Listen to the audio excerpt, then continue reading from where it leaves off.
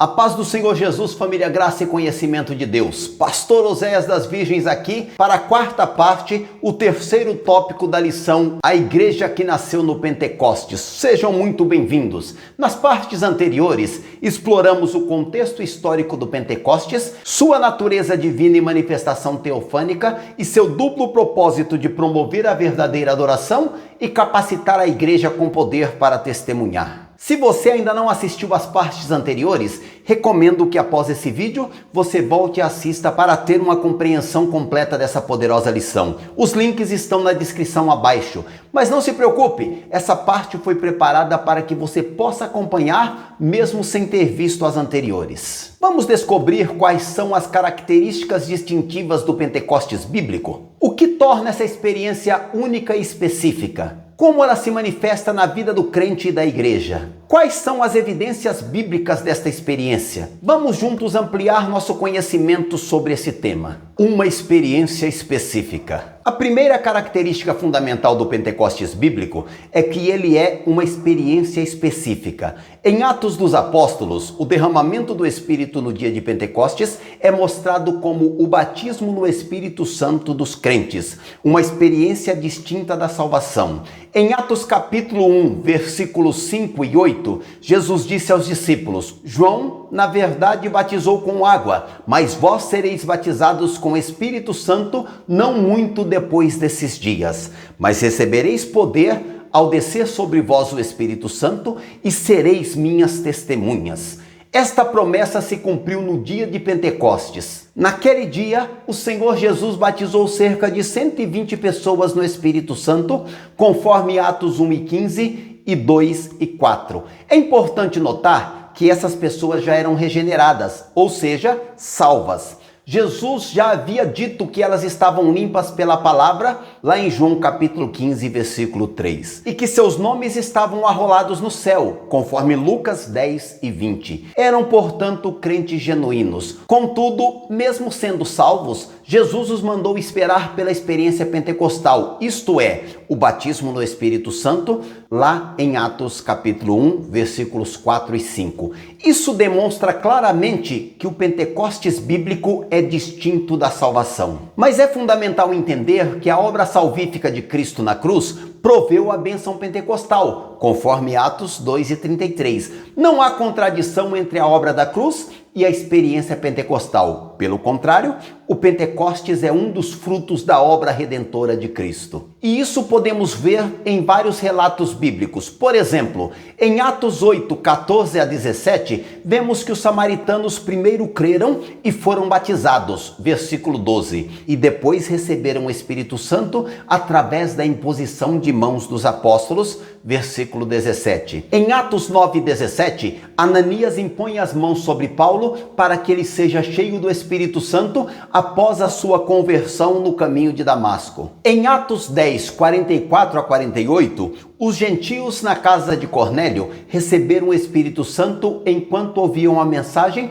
e depois foram batizados em águas. Em Atos 19, 1 a 6, Paulo encontra discípulos que já criam, mas ainda não haviam recebido o Espírito Santo. Após serem batizados em nome de Jesus, Paulo impõe as mãos sobre eles e eles receberam o Espírito Santo. E hoje, se você já é salvo em Cristo, mas ainda não experimentou o batismo no Espírito Santo, saiba que esta é uma bênção disponível para você. Jesus hoje ainda continua batizando seus discípulos com o Espírito Santo. Podemos ter uma experiência bíblica específica e definida com o Espírito Santo além da salvação. Esta não é uma doutrina denominacional, mas um padrão claramente estabelecido nas Escrituras, ao qual nós podemos ter acesso, todos nós. Mas ainda assim, devemos evitar extremos, nem minimizar a importância dessa experiência específica e nem criar uma classe superior de cristãos por serem batizados com o Espírito Santo e terem dons espirituais.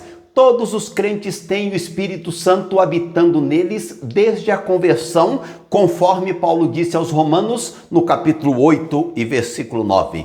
Mas o batismo no Espírito Santo é uma experiência adicional que todos nós podemos ter para capacitação e serviço.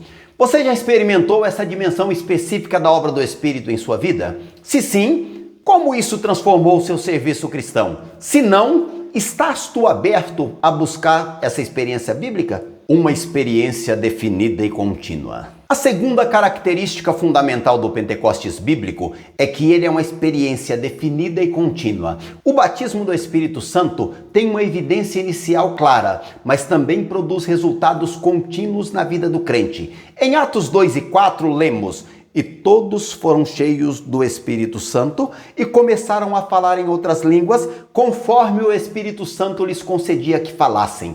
Esta passagem revela a evidência inicial do batismo pentecostal. A Escritura é clara em mostrar que a evidência inicial do batismo pentecostal foi os crentes falarem em outras línguas. Esse padrão se repete em Atos 10, 44 a 46 com os gentios e em Atos 19, 6 com os discípulos de Éfeso. Foi o falar em línguas, não o sentir uma grande alegria ou mesmo o amor afetuoso demonstrado por eles, que deixou os crentes judeus convencidos de que os gentios haviam recebido o batismo no Espírito Santo, conforme Atos 10, 44 a 46. Como sinal inicial, as línguas transformam uma profunda experiência espiritual num acontecimento reconhecível, audível e visível. Os crentes recebem a certeza de que foram batizados com o Espírito Santo. Além do batismo inicial, vemos nas Escrituras que os crentes podem ser cheios do Espírito Santo repetidamente. Em Atos capítulo 4, versículo 31, os discípulos que já haviam sido batizados no Espírito Santo no dia de Pentecostes ficaram cheios do Espírito Santo novamente. Paulo exorta os efésios: "Enchei-vos do Espírito." Efésios 5 e 18. O verbo grego no original está no presente contínuo, indicando uma ação que deve ser constante e repetida. Assim, o batismo no Espírito Santo não é apenas um evento pontual, mas o início de uma vida no Espírito caracterizada por um relacionamento contínuo e crescente com Ele. Mas devemos evitar dois extremos. Por um lado, reduzir o batismo no Espírito Santo a uma mera experiência emocional sem evidência bíblica. Por outro, limitar a obra do Espírito apenas ao momento inicial, ignorando sua atuação contínua em nossa vida.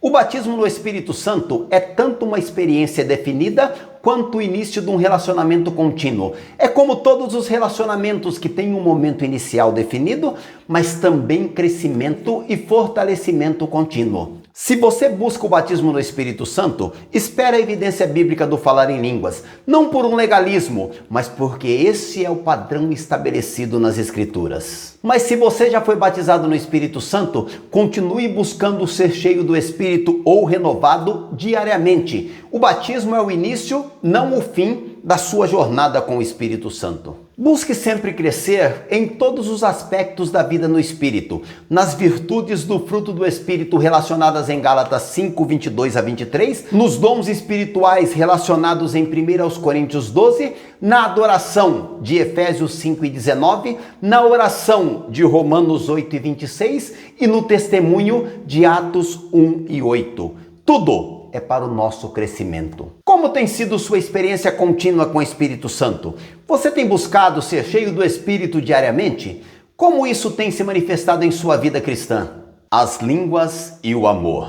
A terceira característica fundamental do Pentecostes bíblico que precisamos compreender é a relação entre as línguas como evidência inicial e o amor como fruto do crescimento espiritual. Este é um tema que requer equilíbrio e compreensão bíblica. Paulo escreveu em Romanos 5 e 5, o amor de Deus está derramado em nosso coração pelo Espírito Santo que nos foi dado. Este versículo nos ajuda a entender a relação entre o Espírito Santo e o amor. Como já vimos, a evidência física inicial ou sinal do batismo no Espírito Santo é o falar em outras línguas. Este padrão é consistente em Atos 2 e 4, Atos 10 e 46 e Atos 19 e 6. As línguas têm múltiplos propósitos. São um sinal para os incrédulos, conforme 1 Coríntios 14, 22, edificam o crente que fala, conforme 1 Coríntios 14, 4, e permitem que o Espírito ore quando a mente não sabe como orar, conforme 1 Coríntios 14, 14 e Romanos 8 e 26. O apóstolo Paulo, que escreveu o grande capítulo sobre o amor em 1 Coríntios 13, também disse: dou graças a Deus porque falo em línguas mais do que todos vós, 1 Coríntios 14 e 18. Ele valorizava esse dom, mesmo entendendo suas limitações. Não foi uma grande alegria ou um amor afetuoso que evidenciaram o batismo no Espírito Santo nos relatos bíblicos.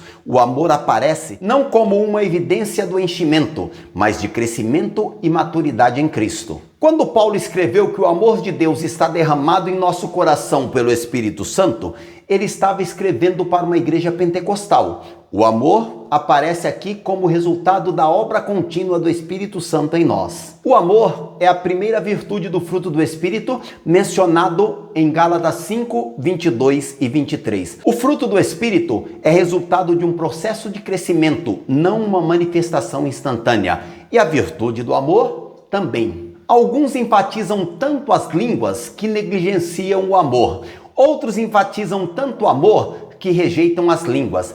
Ambas as posições são desequilibradas. A posição bíblica reconhece o valor de ambos, cada um em seu devido lugar. As línguas e o amor não são mutuamente excludentes, mas complementares. As línguas são a evidência inicial do batismo no Espírito Santo e o amor é o fruto do crescimento contínuo no Espírito. A maturidade espiritual não está em rejeitar as línguas em favor do amor, mas em experimentar o batismo no Espírito Santo com sua evidência inicial e crescer continuamente no amor de Cristo. Se você busca o batismo no Espírito Santo, espere a evidência bíblica das línguas, mas não pare por aí. Busque também crescer no amor de Cristo e em todos os aspectos do fruto do Espírito. E se você já foi batizado no Espírito Santo e fala em línguas, pergunte-se: o amor de Cristo está crescendo em minha vida?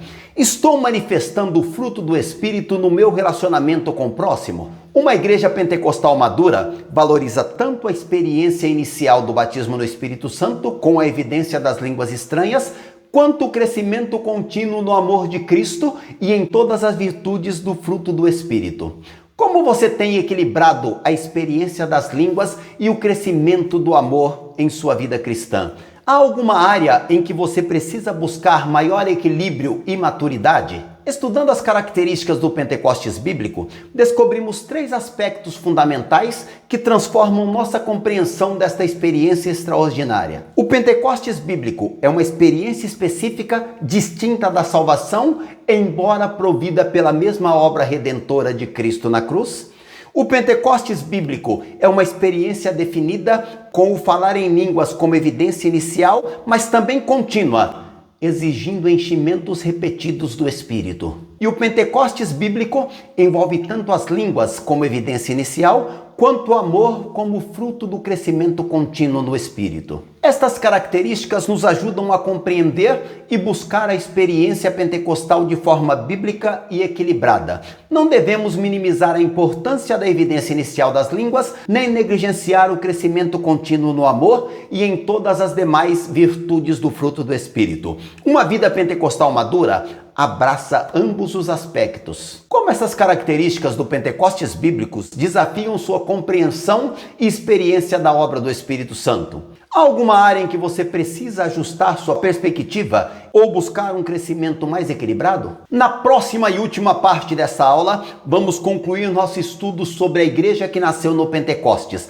Faremos uma síntese de tudo o que aprendemos e veremos como aplicar essas verdades em nossa vida e em nossa igreja hoje. Se você ainda não é inscrito no canal, este é o momento perfeito para se juntar à nossa comunidade de estudo bíblico. Clique no botão de inscrição agora mesmo e ative o sininho para ser notificado quando a 5ª parte dessa aula for ao ar. Responda no comentário: qual das características do Pentecostes bíblico mais impactou você? Como isso tem se manifestado ou pode se manifestar na sua vida? Sua participação é muito importante, pois enriquece nossa comunidade de aprendizado. Compartilhe esse vídeo com alguém que precisa entender as verdadeiras características do Pentecostes bíblicos e o poder transformador do Espírito Santo. E não perca a 5ª parte da nossa aula, a nossa conclusão, onde faremos uma síntese de tudo o que aprendemos e veremos como aplicar essas verdades em nossa vida e em nossa igreja hoje. Até lá! Que o Senhor Jesus continue abençoando a sua vida.